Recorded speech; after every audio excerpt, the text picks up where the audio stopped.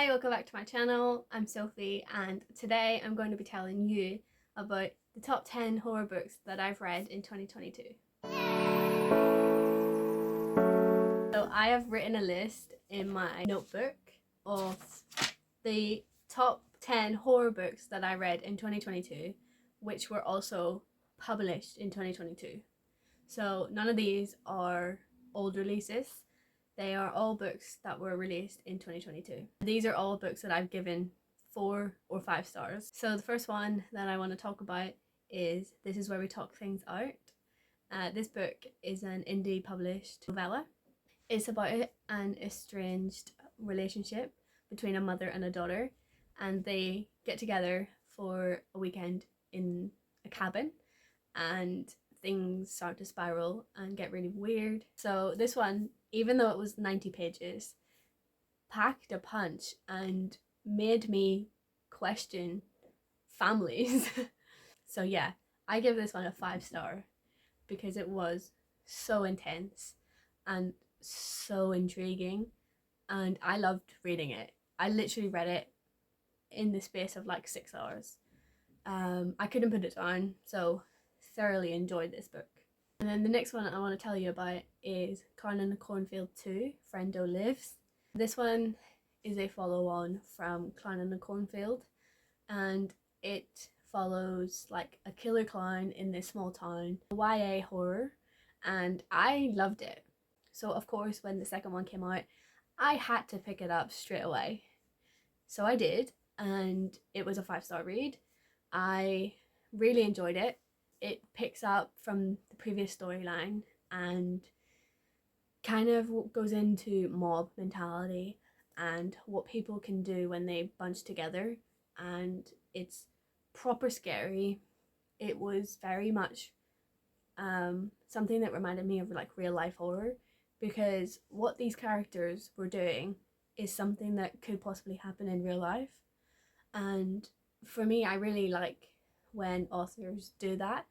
They put real life horror into their novels, and mob mentality is such a huge thing that happens, and this story really runs with that, and I loved reading this book, which is quite surprising because I don't really enjoy YA books, and I love this one.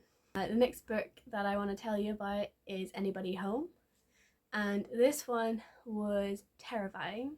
This one is a different type of read. You are reading this book as a person who is training to become an invader, a home invader. It's written in the perspective of a seasoned home invader who is teaching you how to pull off this scene of a lifetime. And one of my big triggers, and something that I am terrified of in real life, is home invasion. And I haven't read any books like that because it is such a big trigger, but I wanted to test my limits in 2022, so I picked up this one because it sounded so intriguing, and I wanted to get into the mind of somebody who invades homes, and it made me realize that there were so many things that we do in everyday life that seems okay and nobody would pick up, but somebody who is training to invade your home will notice. And it made me more aware than I've ever been. So it was really intriguing and had me like, I was getting nervous reading this book. And I think when a horror book can do that, it's a really good read.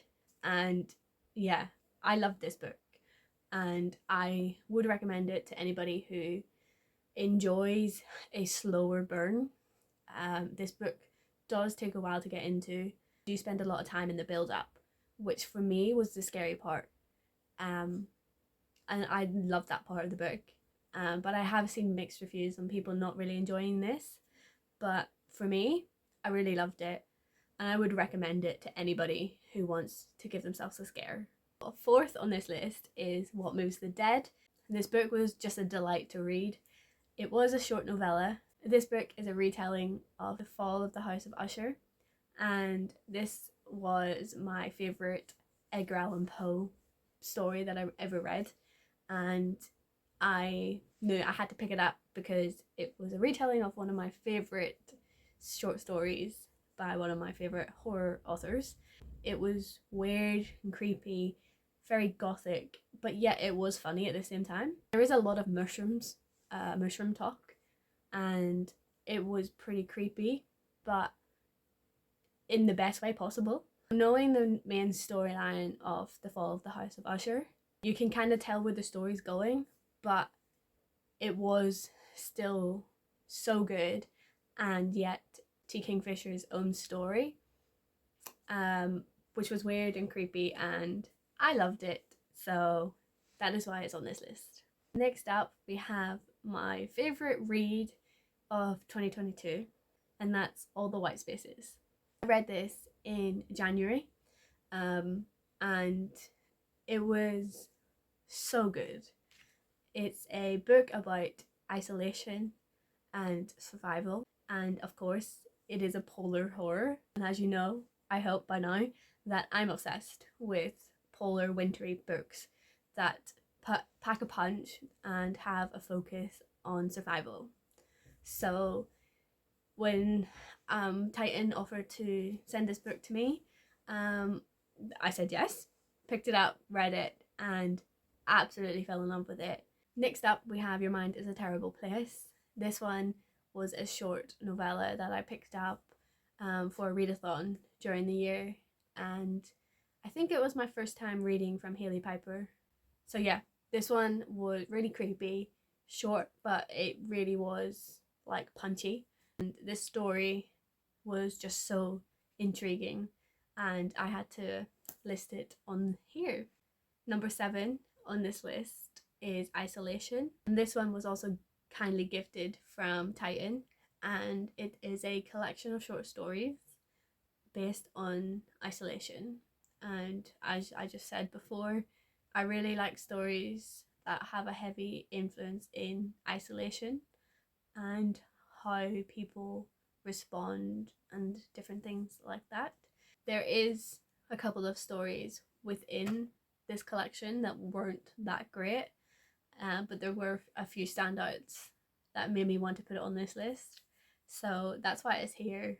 I would recommend picking it up because it is an interesting read. There are some really great stories by some really great authors as well. Next up, we have Black Mouth, and this one was creepy, but I really loved it. It's about a man who's looking after his brother. They find out something crazy is happening in Blackmouth. They go on this adventure with a friend to try and figure out who's the killer, who's the bad guy, and how to stop them. And things get weird and creepy, as always, within these books. Next up, we have The Babysitter Lives by Stephen Graham Jones, an audio-only book that I listened to when it was released in August. And Stephen Graham Jones is one of my favourite authors of all time in horror. I've literally read like almost everything by him at this point, and this one was definitely an interesting, confusing thing to be listening to. So that's why it's on this list. It was creepy. I had no idea what was going on like majority of the time through this book, but I think that's the point, and that's what makes it so good.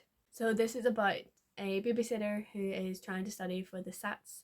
So she goes to this house and has to look after a set of twins while the parents go out for the night. And she thinks it's going to be this little job that she can earn some money, study whilst the kids sleep. But the house is weird and creepy and very haunted, and there's something not right in the home, and especially with the twins. So things get a bit creepy and weird, and there's definitely a lot of history with the main character, and at points in the story I was confused and had no idea what was going on, but when you get to the end point you kind of piece it together and it makes more sense. So that is why it's on this list. And finally, the last book that I want to tell you about is The Haunting of Las Lagramas. I have no idea if I'm pronouncing that correctly. It's based in Argentina, and it's a gothic horror. Again, I feel like gothic is like my thing. I really love books that focus on gothic.